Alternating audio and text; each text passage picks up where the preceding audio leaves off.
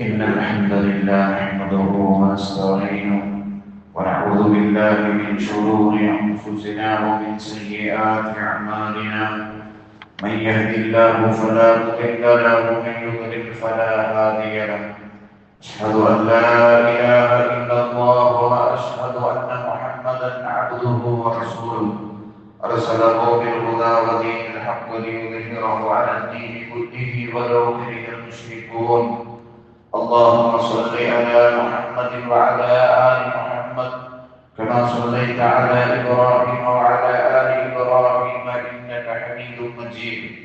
اللهم بارك على محمد وعلى آل محمد كما باركت على إبراهيم وعلى آل إبراهيم إنك حميد مجيد. أما بعد فإن خير الحديث كتاب الله وخير السنن سنن محمد صلى الله عليه وسلم وشر الأمور محدثاتها وكل محدثة بدعة وكل بدعة ضلالة وكل ضلالة في النار. أعوذ بالله من الشيطان الرجيم. يا أيها الذين آمنوا اتقوا الله حق تقاته ولا تموتن إلا وأنتم مسلمون. بسم الله الرحمن الرحيم.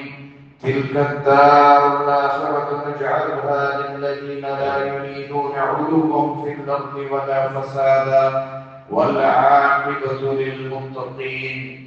ഏറ്റവും ബഹുമാനമുള്ള വിശ്വാസിനികളെ സഹോദരങ്ങളെ, ഈ ലോകം സൃഷ്ടിച്ച് പരിപാലിച്ചു കൊണ്ടിരിക്കുന്ന അല്ലാഹു റബ്ബുൽ ആലമീന്റെ വിധിവിലക്കുകളും നിയമനിർദ്ദേശങ്ങളും ജീവിതത്തിന്റെ എല്ലാ രഹസ്യ പരസ്യ മേഖലകളിൽ പാലിക്കണമേ എന്ന് സ്വന്തത്തെ മറക്കാതെ ഓർമ്മപ്പെടുത്തുകയാണ്.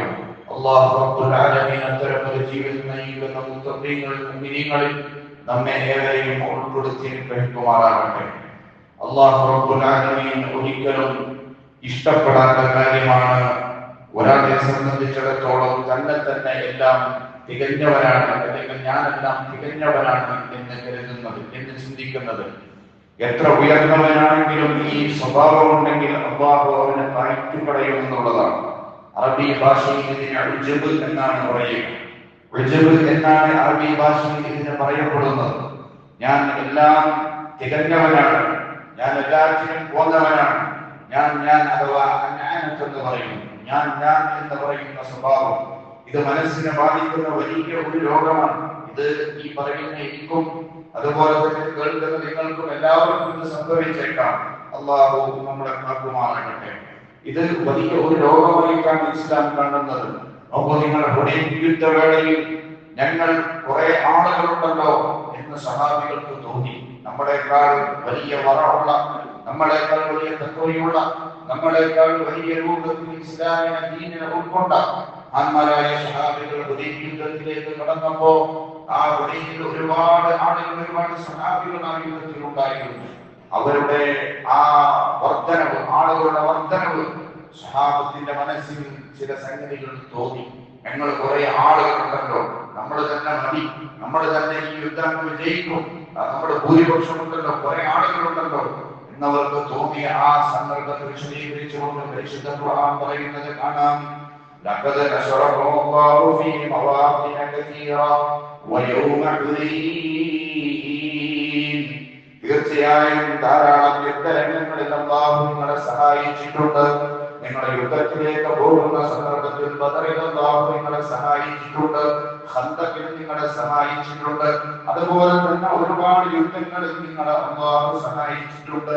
എന്നാൽ ഹുദൈബിയ യുദ്ധ ദിവസത്തിലും അല്ലാഹു നിങ്ങളെ സഹായിച്ചിട്ടുണ്ട്. അതായത് നിങ്ങളുടെ എണ്ണപ്പെരുപ്പും നിങ്ങളുടെ ആഹ്ലാദം കൊള്ളിക്കുകയും എന്നാൽ അത് നിങ്ങൾക്ക് യാതൊരു പ്രയോജനവും ഉണ്ടാക്കാതിരിക്കുകയും ചെയ്ത ആ സന്ദർഭം ഇത് അഅജബതുഹും കസറതുഹും ഫലം തുഗ്നി അൻകും ശൈഅ വദാഖത അലൈക്കും അൽ-അർദു ബിമാ റഹബത് തുമ്മ വല്ലൈതും മുദ്ബിരീൻ എന്നാണ് ഖുർആൻ പറയുന്നത്.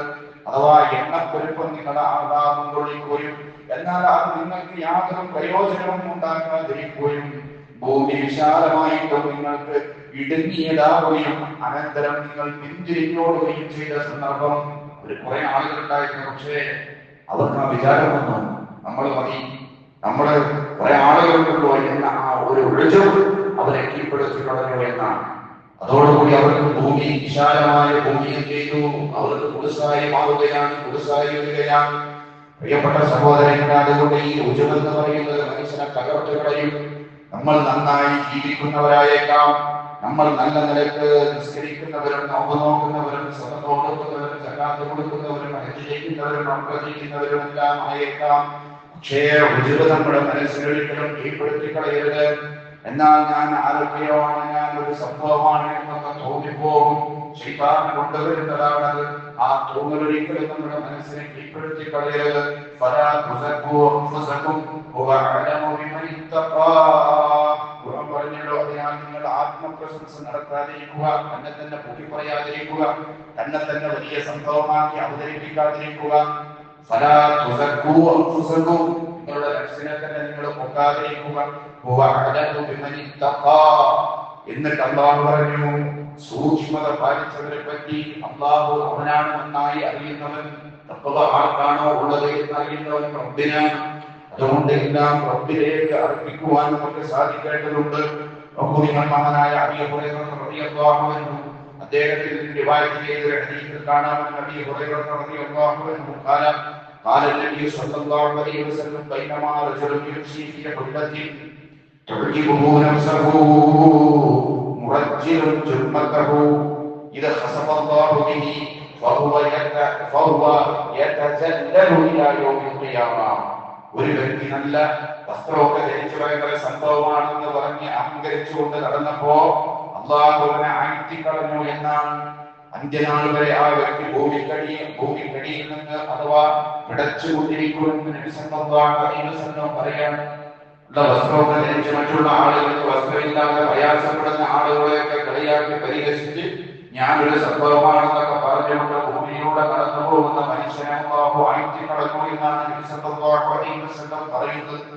മൂന്ന് കാര്യങ്ങൾ മനുഷ്യനെ നശിപ്പിക്കുന്നവയാണ് നബി സല്ലല്ലാഹു അലൈഹി വസല്ലം പറഞ്ഞിട്ടുണ്ട്. സലാത്തുൽ മുഹല്ലഖാത്ത്, മൂന്ന് കാര്യങ്ങൾ ഹലാക്കാണ്, മൂന്ന് കാര്യങ്ങൾ മനുഷ്യനെ നശിപ്പിച്ചു കളയും.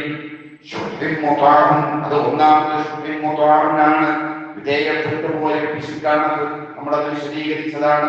രണ്ടാമത്തെ കാര്യം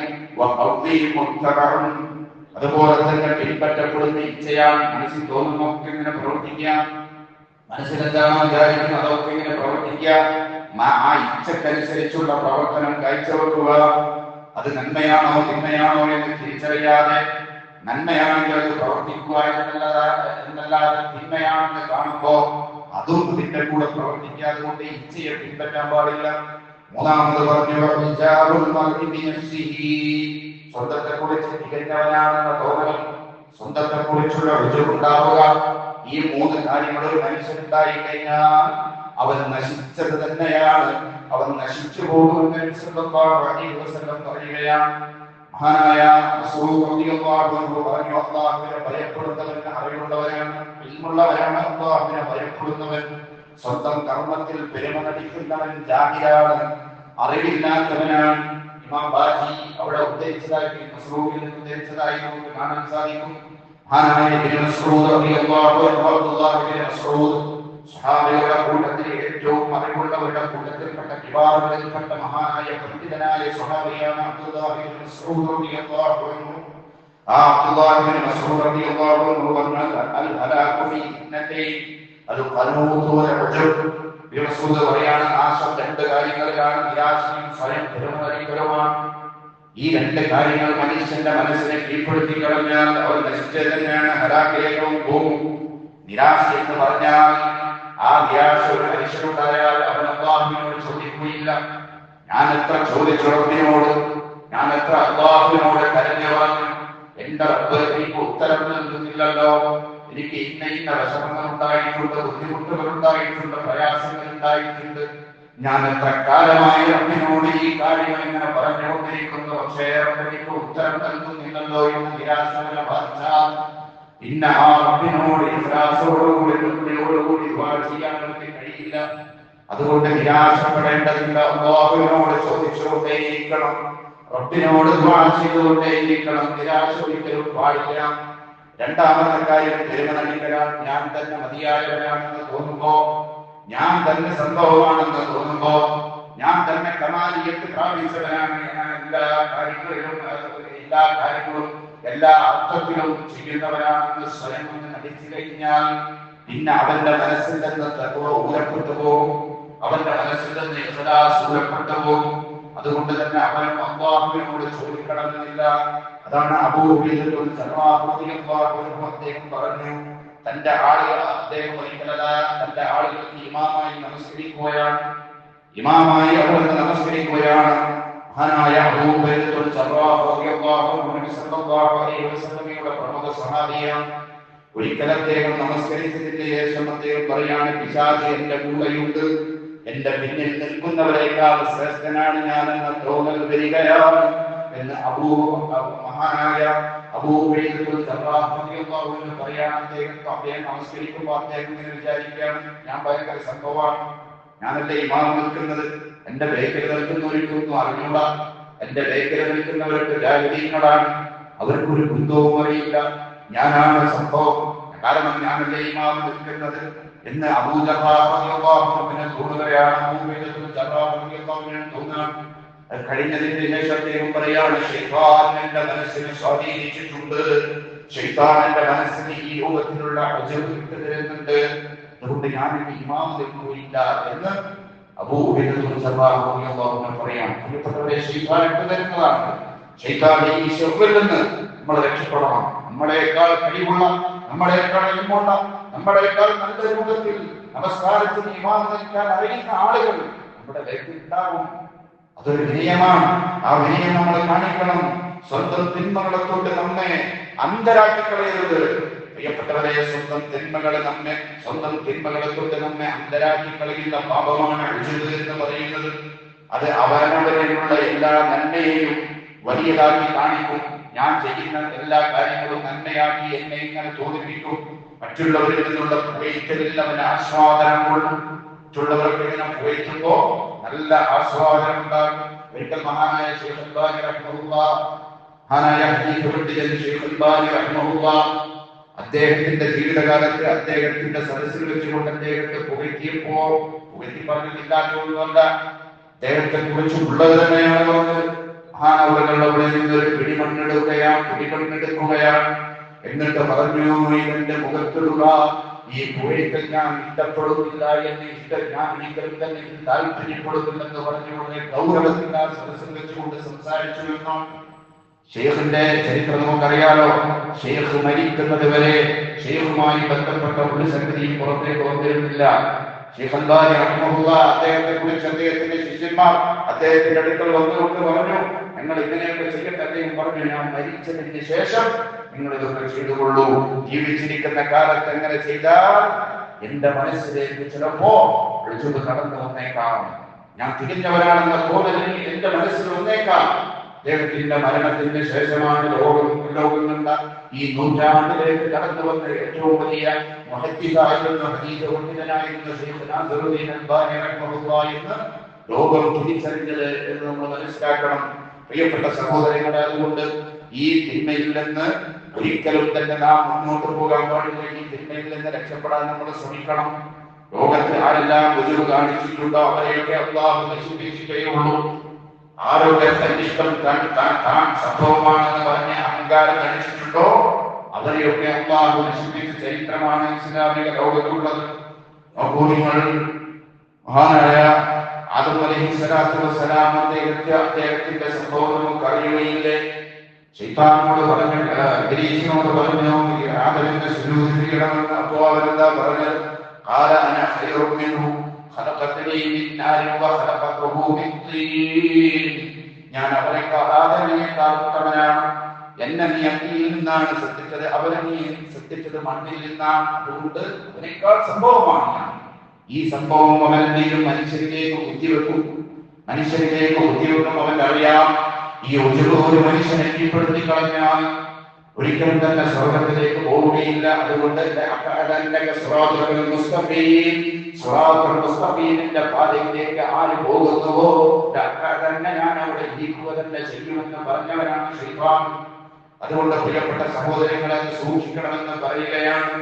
നോക്കൂ നിങ്ങൾ പ്രിയപ്പെട്ടവരെ, മഹാനായ നബി സല്ലല്ലാഹു അലൈഹി വസല്ലം ഇത് വളരെ കൃത്യമായി നമുക്ക് പഠിപ്പിച്ചു തന്നിട്ടുണ്ട്. വിശുദ്ധ ഖുർആനിൽ തന്നെ ഒരു സംഭവം കാണാം.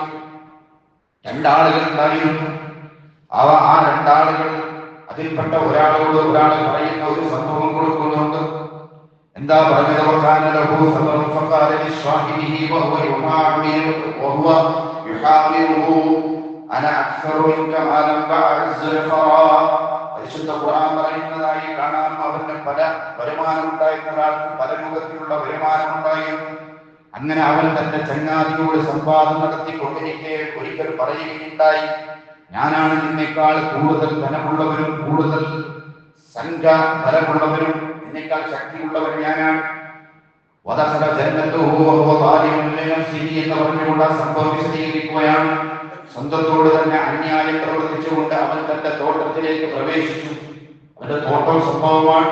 അതുപോലെ തന്നെ നിന്നേക്കാൾ വലിയ സമ്പത്തൊക്കെ എനിക്കുണ്ട് എന്ന അഹങ്കാരത്തോടു കൂടി ആ തോട്ടത്തിലേക്ക് പ്രവേശിച്ചു. എന്നിട്ട് അവൻ പറഞ്ഞു, ഒരിക്കലും ഇതൊന്നും നശിച്ചു പോകുമെന്ന് ഞാൻ വിചാരിക്കുന്നില്ല. അവൻ പറയാൻ, ഇതൊരിക്കലും നശിച്ചു പോകുമെന്ന് ഞാൻ ഒരിക്കലും കരുതുന്നില്ല, ആർക്കും ഒന്നും ചെയ്യാൻ കഴിയില്ല. എന്നിട്ട് അയാളെ പറഞ്ഞു,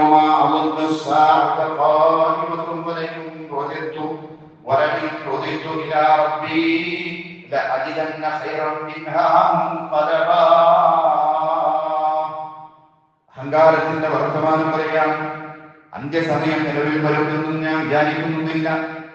അയാൾ അവിടെ അങ്ങനെ പറഞ്ഞോട്ടെ, അയാൾ അവിടെ അങ്ങനെ പ്രസംഗിച്ചോട്ടെ. അയാൾക്ക് പ്രസംഗിക്കാനുള്ളതല്ലേ, അയാൾക്ക് വയത് പറയാനുള്ളതല്ലേ.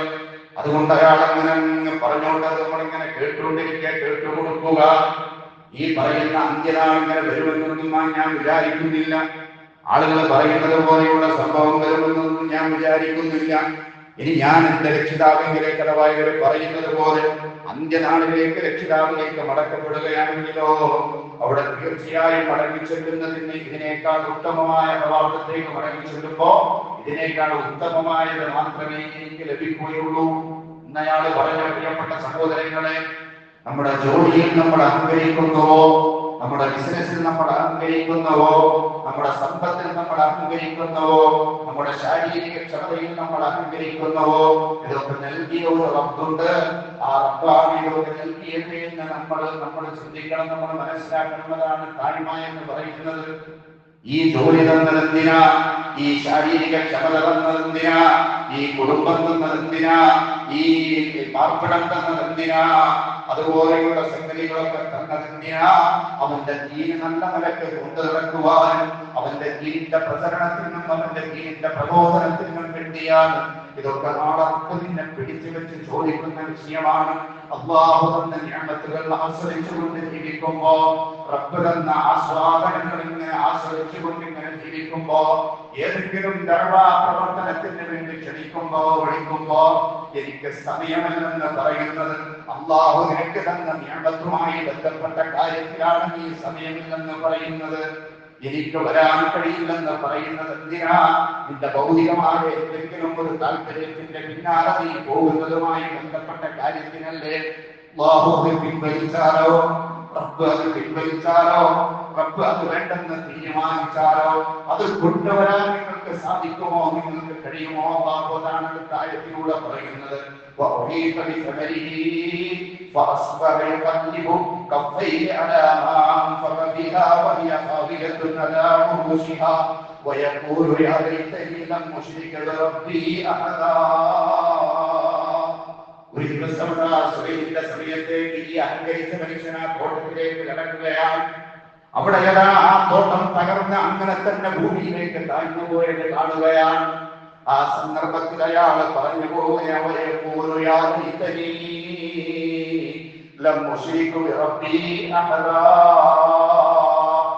ഞാൻ എന്റെ റബ്ബിനോട് മറ്റൊരാളെയും പങ്കു ചേർത്തിയിട്ടില്ലായിരുന്നു എന്ന് നഷ്ടബോധത്തിൽ കൈമലർത്തിക്കൊണ്ട് അയാൾ വിളിച്ചു പറയുകയാണ്, നഷ്ടപ്പെട്ടു പോയല്ലോ എന്ന്.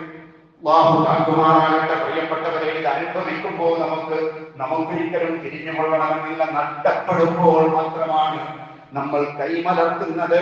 ഇവിടെയും അയാൾ കൈമലർത്തുകയാണ്.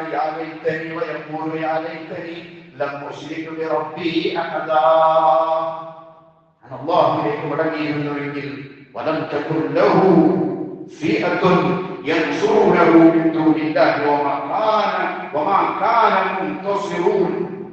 ആ ആയത്ത് നമ്മൾ പ്രത്യേകം മനസ്സിലാക്കണം പ്രിയപ്പെട്ട സഹോദരങ്ങളെ. എന്നിട്ട് എന്താ അള്ളാഹു പറയുന്നത്? അവൻ പറയുകയും ചെയ്തു, അള്ളാഹുവിന് പുറമെ യാതൊരു കക്ഷിയും അവന് സഹായം നൽകാനുണ്ടായില്ല. ഇവിടെ പിരികേറ്റുപെടുന്ന ആളുകളുണ്ടല്ലോ, അവരുണ്ടാവുമോ? ഒരു കുട്ടിക്കും സഹായിക്കാൻ കഴിയില്ല. അള്ളാഹുവിന് പുറമെ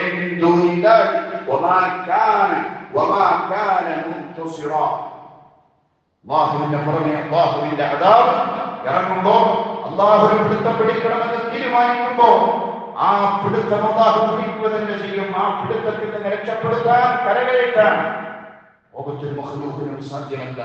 ഖാറൂന്റെ വിഷയത്തിൽ സംഭവിച്ചതല്ലേ അള്ളാഹു നമുക്ക് പരിചയപ്പെടുത്തുന്നതിന് അഹങ്കാരിയല്ലേ ഖാറൂൻ? അവൻ വലിയ സമ്പന്നനായിരുന്നില്ലേ? ഇന്ന ഖാറൂന കാന മിൻ ഖൗമി മൂസ ഫബഗാ അലൈഹി.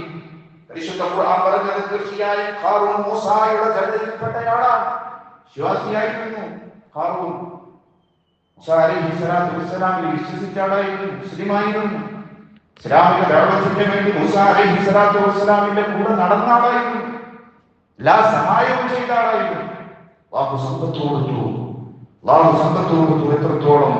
വആതൈനാഹു മിനൽ ഖുറൂസി മാ ഇന്ന മഫാത്തിഹു ലതനൂഉ ബിൽ ഉസ്ബതി ഉൽ ഖുവ. അവന്റെ സമ്പത്ത്, അതിന്റെ താക്കോൽ കൂട്ടം, അവന്റെ കുനൂസ് ഉണ്ടല്ലോ, അവന്റെ ആ സമ്പത്തിന്റെ താക്കോൽ കൂട്ടം, അതൊരു സംഘത്തിന് വഹിക്കാൻ പോലും കഴിയാൻ സാധിക്കാത്ത അത്ര വലിയ സമ്പത്തിന്റെ ഉടമയായിരുന്നു ഖാറൂൻ എന്ന് പരിശുദ്ധ ഖുർആൻ പറയുകയാണ്. എന്നാൽ ഉജബ് കാണിച്ചു. പറഞ്ഞു, ഇതൊക്കെ എന്റെ അധ്വാനം കൊണ്ടുണ്ടായതാണ്, ഞാൻ ശ്രമിച്ചതുകൊണ്ട്, എന്റെ ബുദ്ധി കൊണ്ട്, എന്റെ യുക്തി കൊണ്ട് ഉണ്ടായതാണ്. ഇതിൽ ആർക്കും ഒരു പങ്കില്ല. അവനെ ഉപദേശിക്കണോ?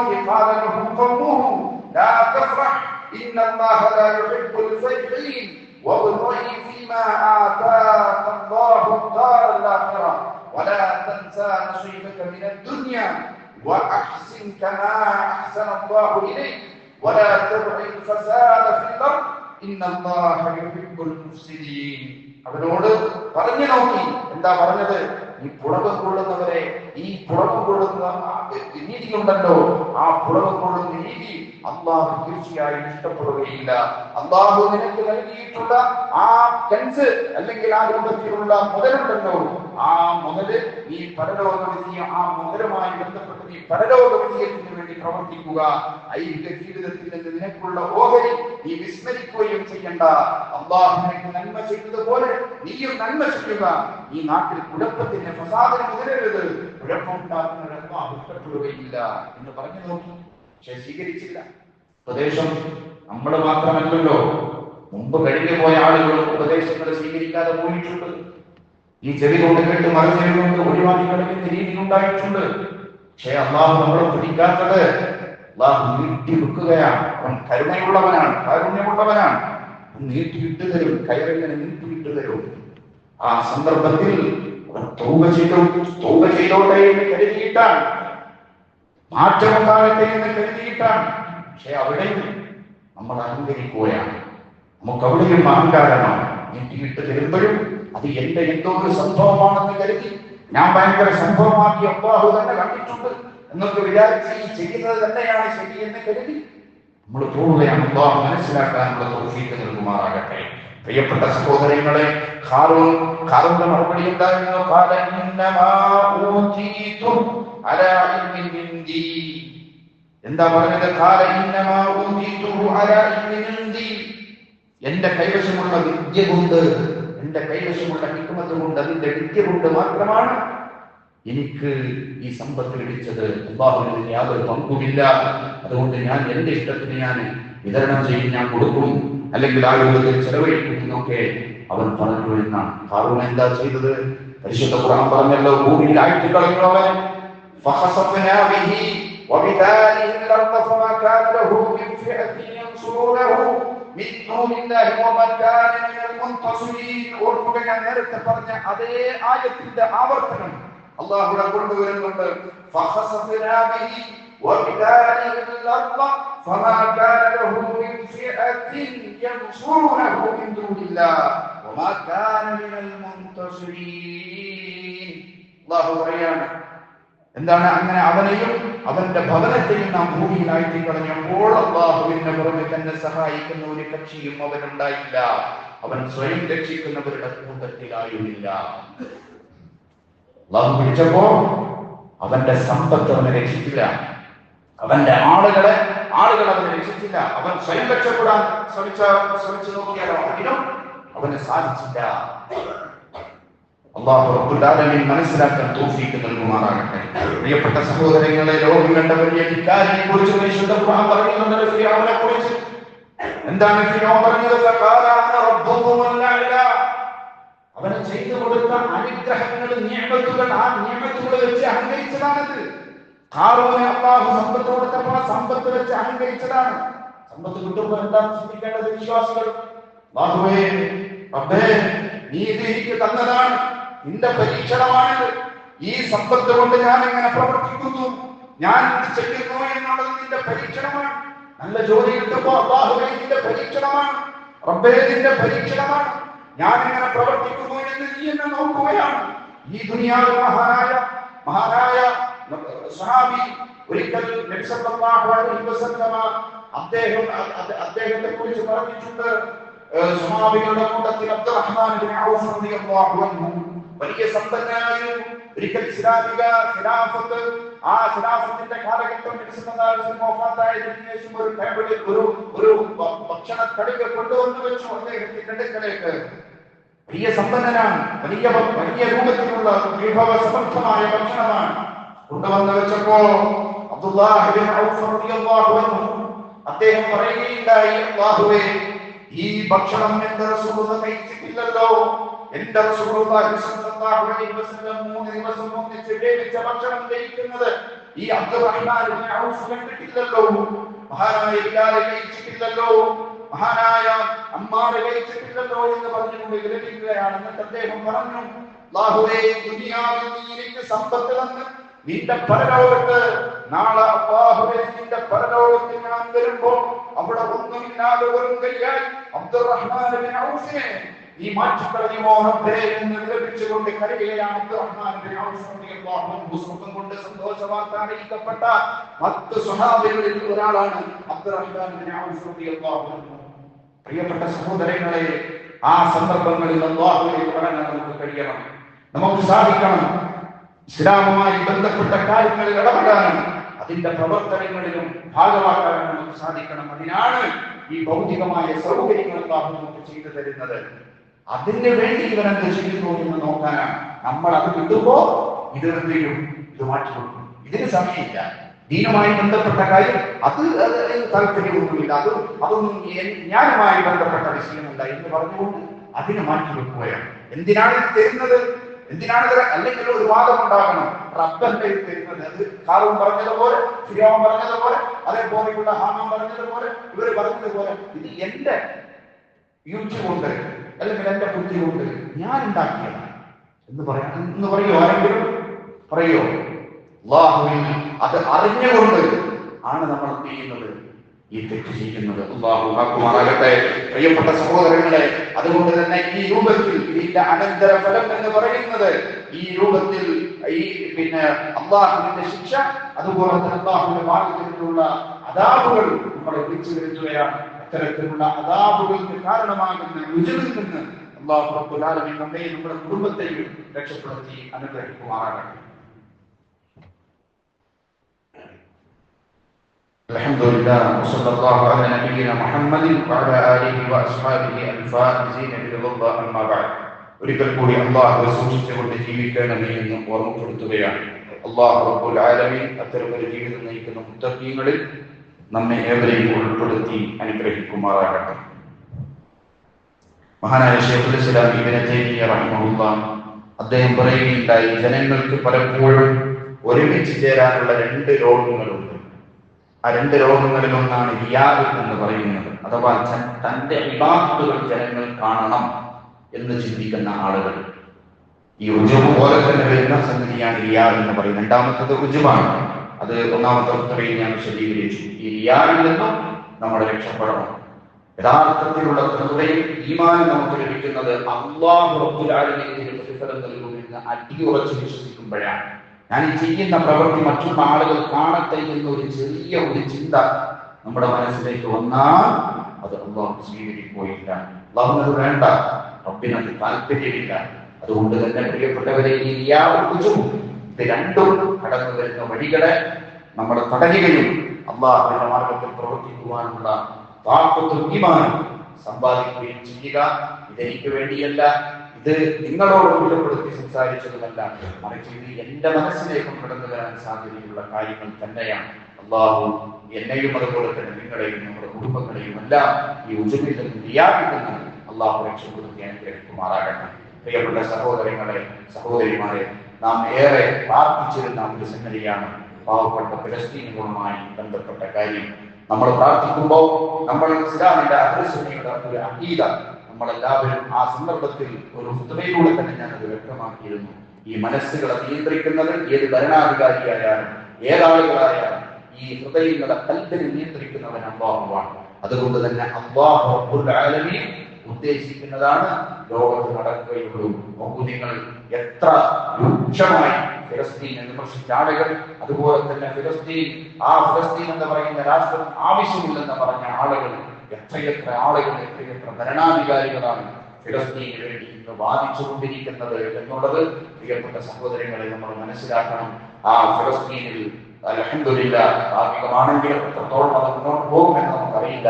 ഇന്നലെയോടുകൂടി വെടിനിർത്തൽ പ്രഖ്യാപനം വന്നിരിക്കുകയാണ്. ആ ജനങ്ങൾക്ക് റോഡിലൂടെ നടക്കാൻ, അതുപോലെ തന്നെ ഭക്ഷണം എത്തിച്ചു കൊടുക്കാനും എല്ലാം ഉള്ള സൗകര്യം വന്നിരിക്കുകയാണ്. അല്ലാഹു റബ്ബുൽ ആലമീൻ കൂടുതൽ വിശാലമുള്ളതാക്കി കൊടുക്കുമാറാകട്ടെ. അല്ലാഹു നിത്യമായ ഒരു സമാധാനം ആ നാട്ടിന് അല്ലാഹു പ്രദാനം ചെയ്യുമാറാകട്ടെ. അല്ലാഹുവേ, ലോകത്തിന്റെ വിവിധ ഭാഗങ്ങളിൽ പ്രയാസങ്ങൾ അനുഭവിക്കുന്ന, ബുദ്ധിമുട്ടുകൾ അനുഭവിക്കുന്ന ഒരുപാട് ആളുകളുണ്ട്. അവരുടെ പ്രയാസങ്ങളും ബുദ്ധിമുട്ടുകളും നീക്കി കൊടുക്കണമേ നാഥ. അല്ലാഹുവേ, ഞങ്ങളുടെ പ്രാർത്ഥനയ്ക്ക് നീ എങ്ങനെയാണ് ഉത്തരം ചെയ്യുന്നത്, ഏത് രൂപത്തിലാണ് ഉത്തരം ചെയ്യുന്നത് എന്ന് ഞങ്ങൾക്കറിയില്ല. നിനക്ക് നിന്റേതായ സുന്നത്തുകളുണ്ട്, നിനക്ക് നിന്റേതായ തീരുമാനങ്ങളുണ്ട്. അല്ലാഹുവേ, ആ തീരുമാനങ്ങൾ റബ്ബേ ഏറ്റവും ഖൈറായ രൂപത്തിൽ അല്ലാഹുവേ നീ നടപ്പിൽ വരുത്തണമേ നാഥ. അല്ലാഹുവേ, ഞങ്ങളുടെ ദുആ നീ സ്വീകരിക്കണമേ നാഥ. അല്ലാഹുവേ, ഞങ്ങളിൽ നിന്ന് മരിച്ചുപോയ ഒരുപാട് ആളുകളുണ്ട്. അവരുടെ ഖബറിനെ വിശാലമാക്കി കൊടുക്കണേ അല്ലാഹ്, മഗ്ഫിറത്ത് കൊടുക്കണേ അല്ലാഹ്, റഹ്മത്ത് കൊടുക്കണേ അല്ലാഹ്. അല്ലാഹുമ്മ അഇസ്സൽ ഇസ്ലാമ വൽ മുസ്ലിമീൻ വഅദില്ല ശിർക വൽ മുശ്രികീൻ.